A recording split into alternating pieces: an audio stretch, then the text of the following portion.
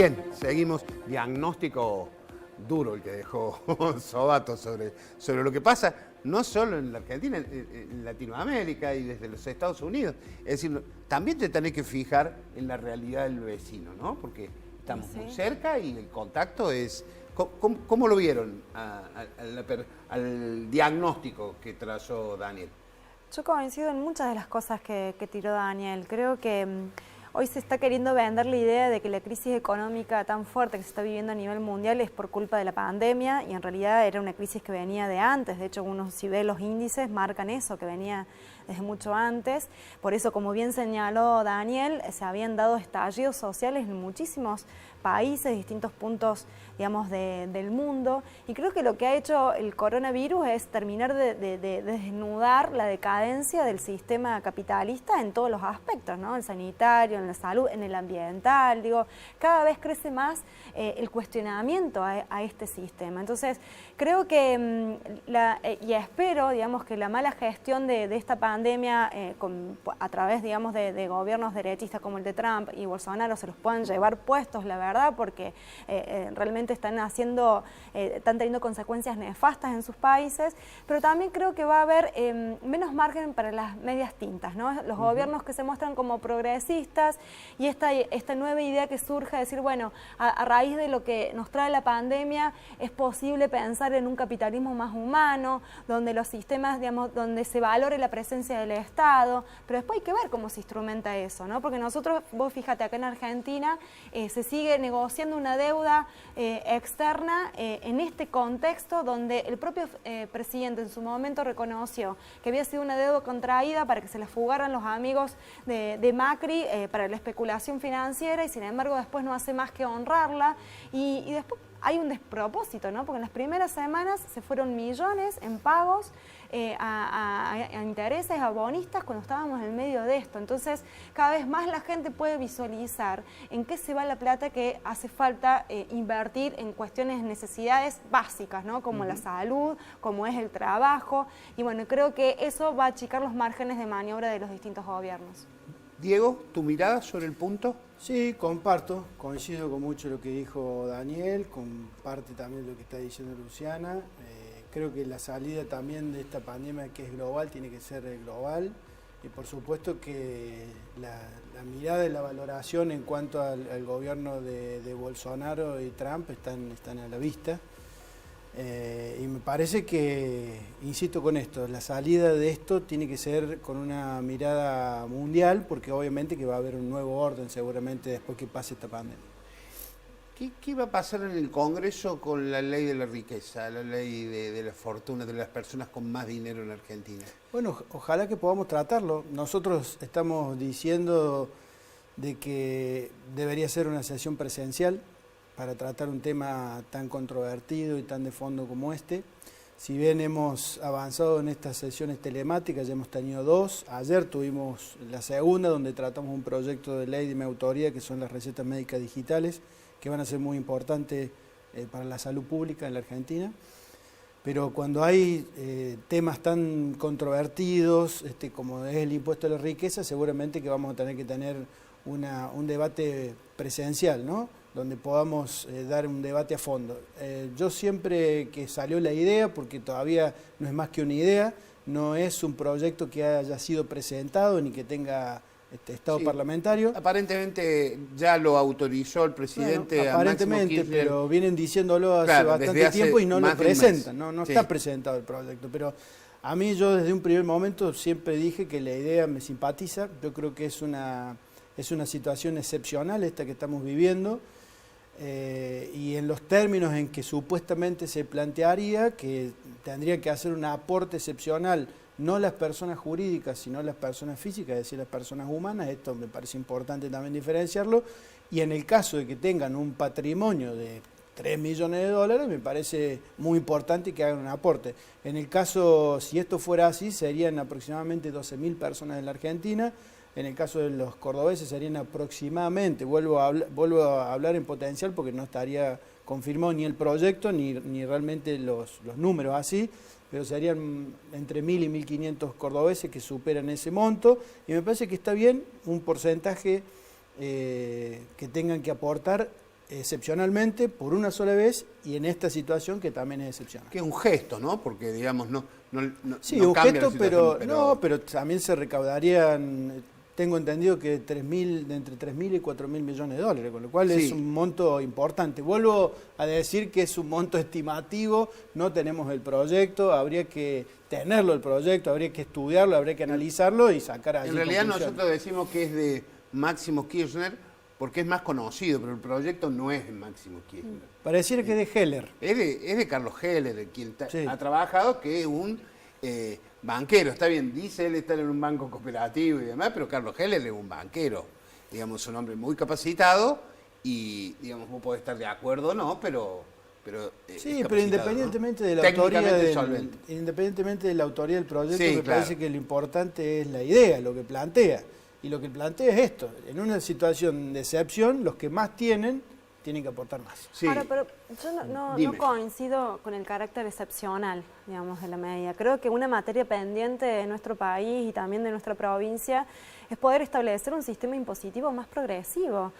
Vos fíjate que no es casual de que ahora baje la recaudación como está bajando si los principales ingresos son de un impuesto, por ejemplo, como el IVA, ¿no? Que es tan regresivo, que lo paga todo el mundo por igual, hasta el que solamente tiene para comprarse una tira de pan. Digamos, entonces creo que es importante, yo creo que la pandemia nos pone en una oportunidad histórica de poder pensar propuestas de fondo para los problemas estructurales que tiene el país, porque no es de estos meses de pandemia, los venimos arrastrando desde hace tiempo.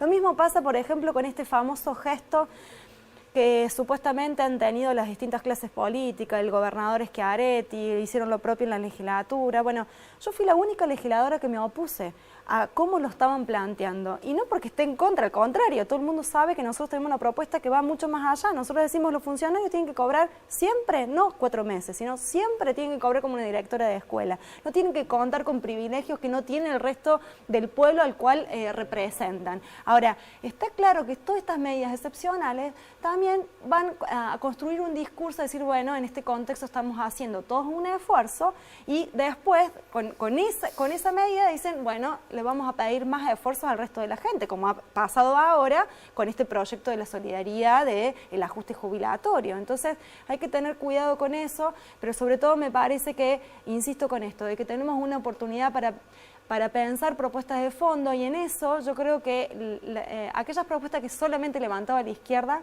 históricamente, hoy están puestas sobre la mesa, y que es importante poder avanzar en esto, en un sistema impositivo más progresivo, empezar en declarar de utilidad pública. Digamos, no puede ser que en este contexto haya clínicas privadas que lucren, digamos, con la salud cuando estamos en esta situación, digo, por poner una de las cosas, lo de la famosa deuda externa. O sea, tenemos muchos puntos para poder tomar medidas contundentes, ¿no?, y poder cambiar esto de raíz. ¿La deuda va a tener tratamiento parlamentario? No, pareciera que no. Casualmente, bueno, el viernes se ha vencido el plazo de los 30 días por los cuales el gobierno abrió un plazo de margen para negociar con los bonistas. Es cierto que desde que asumió el gobierno de Alberto Fernández pagaron casi 5.000 millones de dólares en interés y en amortizaciones a los distintos bonos. Así que hay que ver cómo terminará esta negociación con esta propuesta que está haciendo el gobierno, que parte de una quita de los intereses, de una pequeña parte de quita de capital y un plazo de gracia importante para empezar a pagarla recién en el 2023. Esperemos que sí, que pase por el Congreso, porque es lo que establece la Constitución y las leyes. Vuelvo a Córdoba y pregunto, empiezo por vos de vuelta, con Córdoba y el país, ¿no? ¿Estás de acuerdo sobre la posición de los gobiernos sobre cómo debe seguir la cuarentena? Bueno, yo soy bastante crítico en cómo el gobierno acá en Córdoba ha manejado la cuarentena. Partiendo de la base de esta delegación de facultades y responsabilidades de las decisiones tanto de salud pública como administrativas, como todo tipo de responsabilidades que le ha delegado el gobernador a este COE. Que digo, en este COE, los miembros del COE los ha decidido el propio gobierno. Entonces, me parece más que todo una estrategia comunicacional por parte del gobernador, que no comparto en absoluto, como así tampoco comparto lo que se hizo en relación a flexibilizar y después dar marcha atrás, porque en realidad quedó probado con los audios y con la comunicación que se hizo con la madre de ese joven que se infectó allí en el Mercado Norte, en el supermercado a granel, que en realidad el 7 de mayo había ido al Hospital Tránsito Cáceres de Allende para hacerse el hisopado, que volvió a los 3-4 días, no estaba el resultado, volvió a los 3-4 días y le dijeron que se había perdido. Entonces, evidentemente que allí no solamente contagió a su familia, sino que contagió a los trabajadores, a sus compañeros de trabajo. Sí, y por eso es que hemos tenido potenciales este brote. clientes que fueron a comprar al lugar donde Entonces hay que decir las cosas también como son, ¿no? ¿Vos, Luciana, en ese sentido qué decís? Sí, yo creo que en relación a lo del COE, en realidad no hay una delegación porque el COE lo dirige el Ejecutivo, ¿no? Pero sí es una estrategia comunicacional de decir, bueno, está en manos de expertos y en realidad son todas decisiones tomadas por el gobierno. Nosotros... pero el gobierno no se hace cargo de esa claro, es una estrategia, pero sí hay que tener claro y hay que decirlo que las decisiones las toma el gobernador. A través de estos voceros, digamos, del COE. La verdad que nosotros creemos que la cuarentena debería seguir en términos, digamos, para que realmente no se den estos focos infecciosos, pero que tienen que ser acompañados por medidas de asistencia social que no existen. Por parte de la provincia no la hay, al contrario. Vos fíjate lo que ha hecho el gobernador Schiaretti, que suspendió los planes de empleo de todas estas, son como 27.000 personas afectadas que recibían 5.000 pesos. Me parece que eso tiene que ver con la escasez de recursos, ¿no?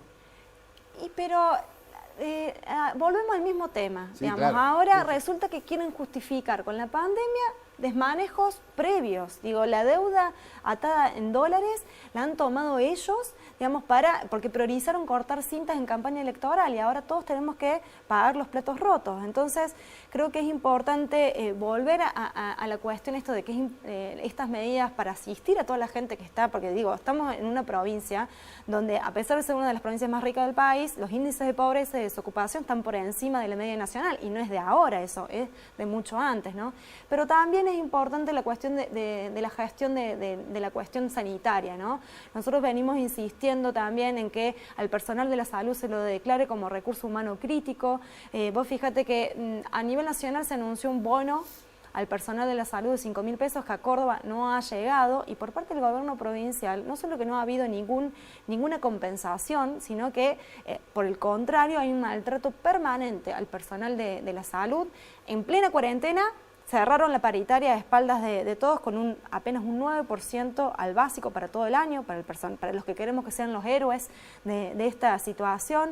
A los que tienen los mayores de 60 años no se les respetan las licencias a pesar de que son grupos de riesgo. También tenemos el índice de contagio en el personal de la salud más alto, ¿sí? Porque casi llega al 19%, ¿sí? Está muchísimo más alto de otros países como Italia, por ejemplo.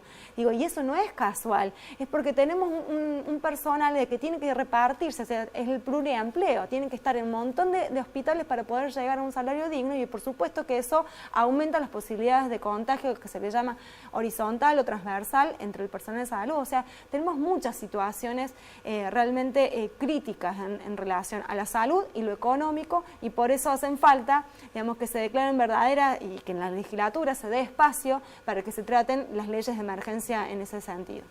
Digo, hay provincias, esta también es una pregunta compleja, pero hay provincias que no son un modelo de buenos gobiernos ni de administración ordenada, y sin embargo presentan 0 casos de coronavirus. ¿Les crees? Bueno, les tengo que creer porque si no tendrían que estar tomando distintas medidas para evitar, por ejemplo, el contagio. Me parece que hay algunas provincias como Formosa, por ejemplo. Es que es el ejemplo que salta, porque sí, Formosa una población es una provincia que no está bien administrada, como tampoco está bien administrada nuestra provincia, sí, que es claro. Córdoba. Y acá sí tenemos eso yo casos. te respeto Sí, por supuesto, Y en Formosa, bueno, tampoco está bien administrada y no tiene casos.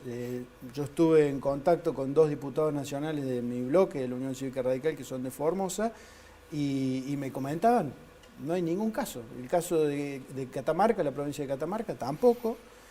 Y en buena hora que así sea. No creo que tenga que ver, ahí voy a la respuesta, no creo que tenga que ver en este caso la buena o mala administración de la provincia con el tema del coronavirus. La pregunta que digo sobre todo sobre Formosa es, digo, con la población que vive en un estado realmente marginal, lamentable, con un montón de carencias, que no haya enfermedades de este tipo es sorpresivo. Entonces tira abajo un montón de preconceptos que uno tenía sobre esa provincia y la población de esa provincia. Es cierto, no tiene casos de coronavirus, pero sí tiene casos de dengue, por ejemplo. Claro. Sí, claro. Entonces, y el dengue es de la misma gravedad que el coronavirus.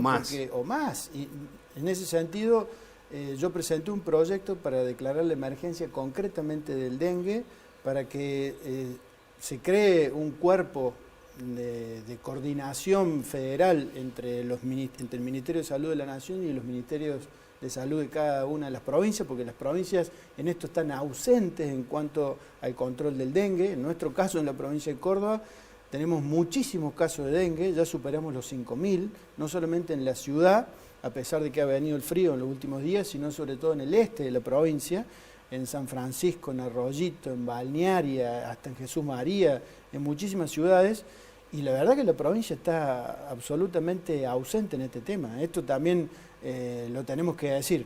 Y en otras partes del país también ha avanzado muchísimo el dengue y creo que hay que ocuparse. Me han llamado algunos senadores de otras provincias interesados en adherir a este proyecto del dengue, y estamos intentando que en la próxima sesión, en la próxima comisión de salud, podamos tratarlo, porque es un tema muy importante también el dengue en la Argentina y en el caso concreto de Córdoba. Sí, parece que el dengue es la otra pandemia, por lo menos nacional, no es nacional, pero es internacional también, no ha tomado tanto relieve, pero tiene un serio problema, ¿no? Sí, por supuesto. Yo en realidad iba a decir en relación a lo del coronavirus, que no nos olvidemos que es un virus que ha llegado con casos importados y no de las clases más humildes, precisamente. Correcto. Entonces, desde ese punto de vista no es tan raro que en la comunidad QOM no haya casos. De todas maneras, creo que es difícil saber la cantidad de casos si no se hacen testeos masivos, y esa es otra de las demandas que es importante de que se pueda avanzar, porque es un virus que se ha demostrado que la mayoría de las personas no presentan síntomas, entonces correcto, es difícil saberlo. ¿Sienten la música? Sí. Terminó el programa, se nos fue volando. Alejandro. Agradecemos a Bonadeco por los muebles, al señor Alejandro Croce, que está ahí en todos los detalles, nuestro productor ejecutivo o lo que fuera, un productor diferente. Y fotógrafo también. Y fotógrafo. Chicos, un placer haberlos tenido en el estudio, fue un gusto. Realmente. Gracias a ustedes. Gente, buen 25 de mayo, nos vemos el próximo domingo. Chau.